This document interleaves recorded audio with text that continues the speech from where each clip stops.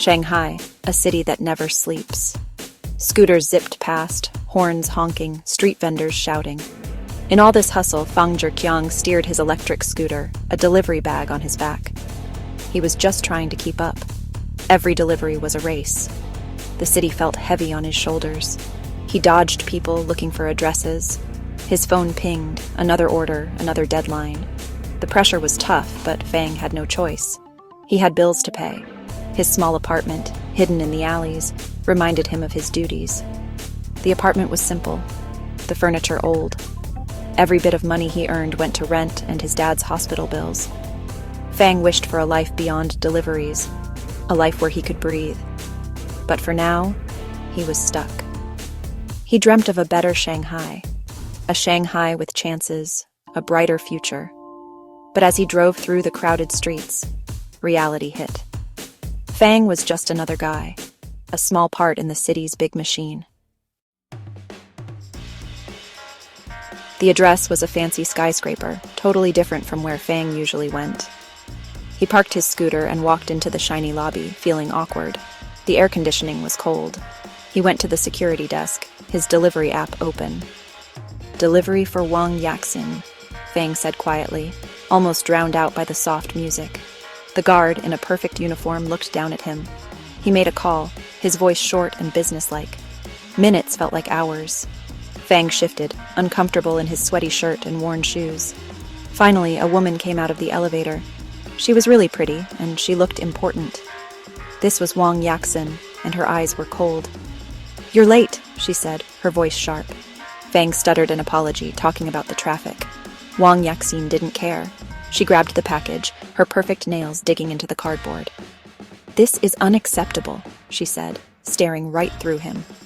"I expect you to be on time." And with that, she turned and went back into the elevator, leaving Fang feeling small. Wang Yaxin's coldness bothered Fang. Her words stuck with him. He tried to forget it, telling himself she was just one mean customer. But it happened again. More deliveries to Wang Yaxin, each one a pain. One evening he was waiting in that fancy lobby again. Wang Yaxin had ordered lots of packages, and she wanted to check each one before signing. Time went by and Fang watched as his other deliveries became late, losing him money. "These boxes are too heavy," Wang Yaxin said, sounding annoyed. "Bring them inside and unpack them for me." Fang stared at her, surprised. His job was to deliver, not unpack. He tried to explain, but Wang Yaxin cut him off. "Do it or I'll report you." Fang was scared. He needed this job. So he did what she said, spending an hour unpacking boxes, getting angrier and angrier. Leaving the building, tired and upset, he felt like she treated him like dirt. Deliveries to Wang Yaxin became normal, each one showing how different their lives were. She was rich, living in luxury. Fang was just a delivery guy trying to survive. He didn't get her. Her life seemed so easy. Did she even know how her demands hurt him? How every minute he wasted on her meant less money for food, rent, his dad's medicine? It wasn't fair. Sometimes Fang wanted to yell at her, to tell her about his life, to make her see him as a person. But he knew it wouldn't work. She wouldn't understand. And he couldn't lose his job. So he kept delivering, getting more frustrated each time. He told himself it was just a job. But he wanted more than just surviving.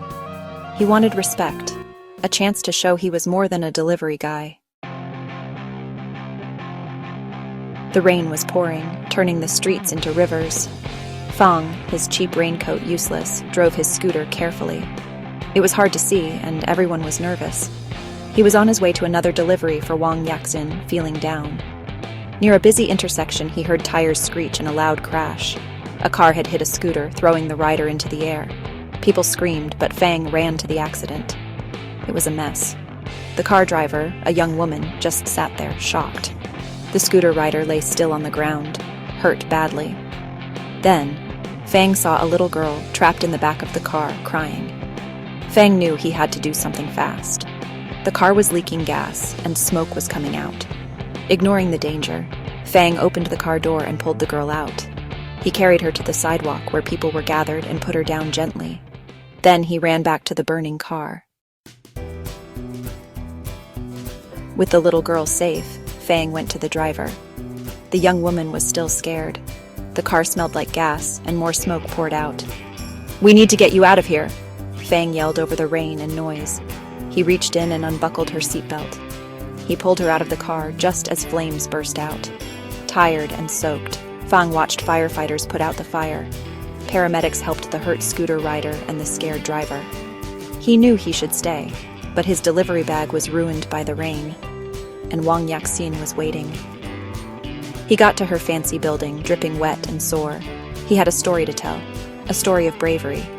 But as he stood before Wang Yaxin, her face impatient, he couldn't speak. She looked at her watch and frowned. "You're late." That's all she cared about. The next day, Fang's boss told him he was fired. There had been complaints, too many late deliveries.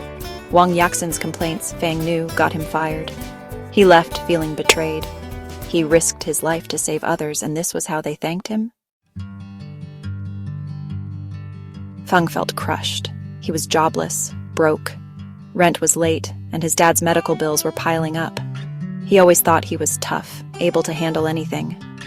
But now, feeling hopeless, he started to doubt himself. He walked the streets of Shanghai, the city's energy now a reminder of how helpless he felt. The smell of street food, usually comforting, now made him feel his empty stomach more. He risked his life for strangers, for a city that didn't seem to care about him. But even though he felt awful, he refused to give up. He had faced hard times before, and he would do it again. He would find a way to pay his bills, to take care of his dad. He would find a way to make things better. As he walked, he saw a newspaper. A headline caught his eye. Tech CEO seeks personal assistant. A little bit of hope sparked inside him. Maybe, just maybe, this was his chance. He had nothing to lose. Taking a deep breath, Fang picked up the newspaper, a new determination in his eyes. He didn't know it yet, but his life was about to change, and that cold CEO, Wang Yaxin, was the key. The story continues. Dive into the next chapters via the link below. Trust me, the drama escalates. Link issues? Copy the Chinese title. Search directly on your favorite platform and don't miss out on what happens next in Fang Zhiqiang's journey.